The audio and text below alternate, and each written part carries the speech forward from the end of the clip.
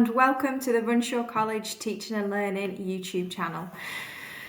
So what I wanted to go through today very quickly is just some 3 short and snappy retrieval practice ideas that you can use in class, but they're fab because they're also combined with feedback, and most of them are low prep and low stakes ideas as well. So the 3 ideas, 2 involve, well, they all involve brain recall. The top 2 are brain recall activities in terms of theory focus and fun formulas.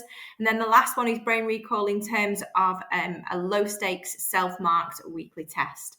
So these ideas I've got from the Powerful Teaching book by Pooja Agarwal and Patrice Bain. And the book's fab because it looks through 4 key concepts of retrieval practice, spacing, interleaving, and feedback-driven metacognition. So I've taken these ideas from there and then turned them into something that we can use in our department, which is A-level business. Key reasons I like these ideas are because they help to inform personal student revision areas and those areas that they need to maybe spend a little bit more time and put a little bit more effort into.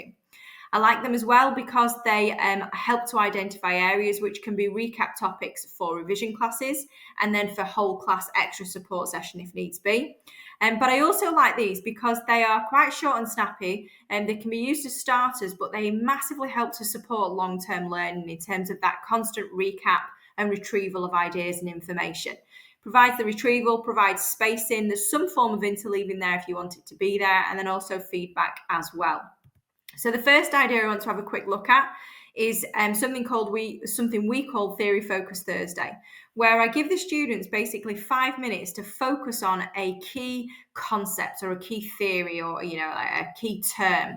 So they'll have 5 minutes and they write down in their books everything they can remember about a particular topic. So in this case, price elasticity of demand.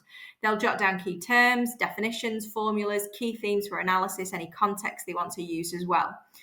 And then using their notes, so for the final 5 minutes, once their initial 5 minutes is up, using their notes or their textbooks or a revision guide, we use the CGP revision guides for A-level business, and they're brilliant because they're quite short, but they've got key information there that the students can use to help inform their answers.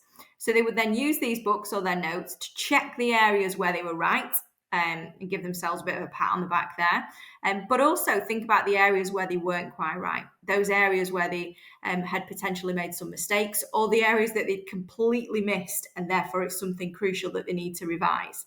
And then in a different coloured pen, they jot down anything they can add. So what can they improve? What might they need to correct? What are those bits that they'd completely missed? And then based on that, they set themselves a target area for improvement, and they add that to their revision list as well.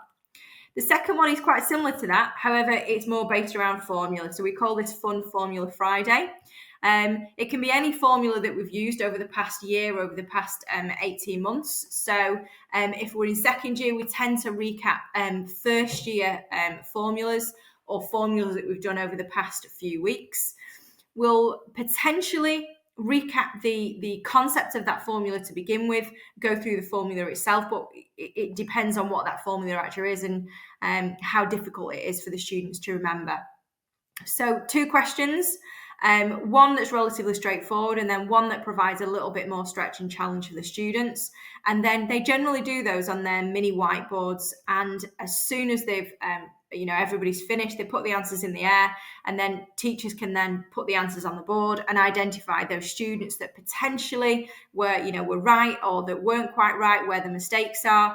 And it's brilliant again because it allows the students to identify and target areas that they might need to improve on, the areas that they potentially missed that they need to revise. It might mean that they do extra questions in those particular areas.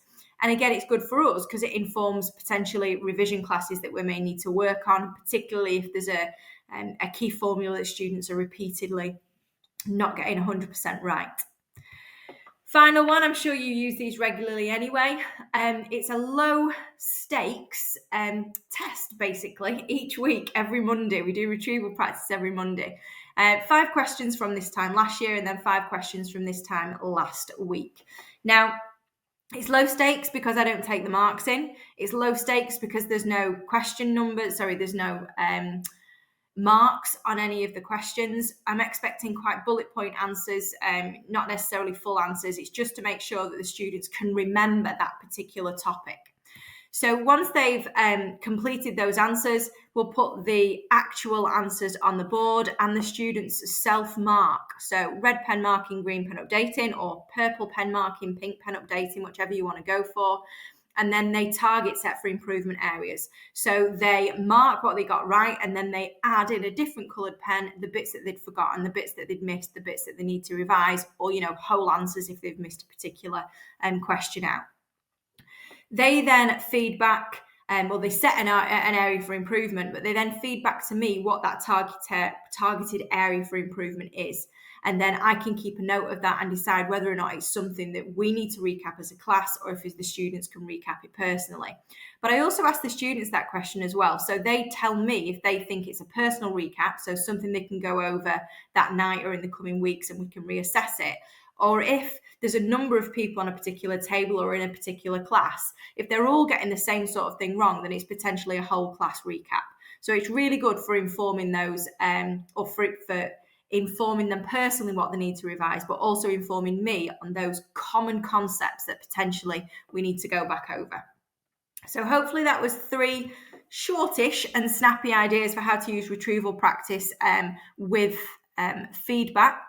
Some of them you've probably come across before. Like I said, I got them from the book Powerful Teaching. They're probably on the internet as well. You may well have used them before, but hopefully that's given you a couple of ideas about how you can potentially further use them for your subject. So I hope that's helped. Thank you very much for listening.